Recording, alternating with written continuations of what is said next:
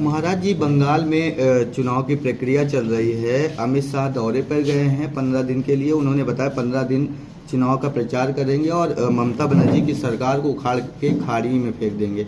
इस पर क्या कहेंगे? पश्चिम बंगाल भारत का एक प्रमुख अंग है और मैं सौभाग्यशाली हूँ कि पश्चिम बंगाल में मेरे आधा दर्जन आश्रम हैं। पुरुलिया जहाँ शस्त्र गिराई गई थी वहाँ भी मेरा आश्रम है, आसनसोल भी मेरा आश्रम है, रानीगंज आश्रम है, कलकत्ता में आश्रम है, बाद में आश्रम है।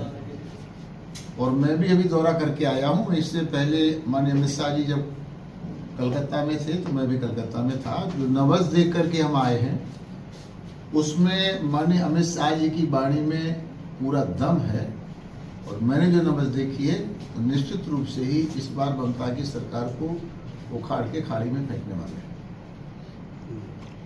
महाराज जी, भारतीय जनता पार्टी के पूर्व सांसद हैं ब्रजभूषण शरण सिंह।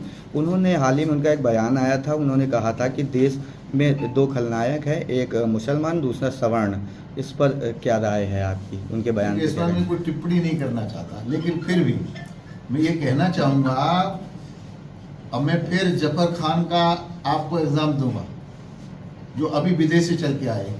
उन्होंने कहा कि हिंदुस्तान में जितना मुसलमान सुरक्षित है उतना विश्व में कहीं सुरक्षित नहीं है। और हिंदुस्तान में सुरक्षित मुसलमान यहाँ पत्थर फेंकेगा, सरकार को गालियां देगा, मतलब अपनी पैर को काटेगा तो खलनायक हो गया कि नहीं हो गया? नंबर 2, ब्रजभूषण शरण सिंह जी मेरे मित्र हैं, बहुत जिगरी मित्र हैं। हम लोग जेल के साथी हैं, हम लोग लोकसभा के साथी हैं। वो बहुत कद्दावर नेता हैं, बहुत ईमानदार नेता हैं, स्पष्ट वक्ता हैं, जुझारू हैं। उनके सम्मान में जितने शब्द कहे जाए कम है।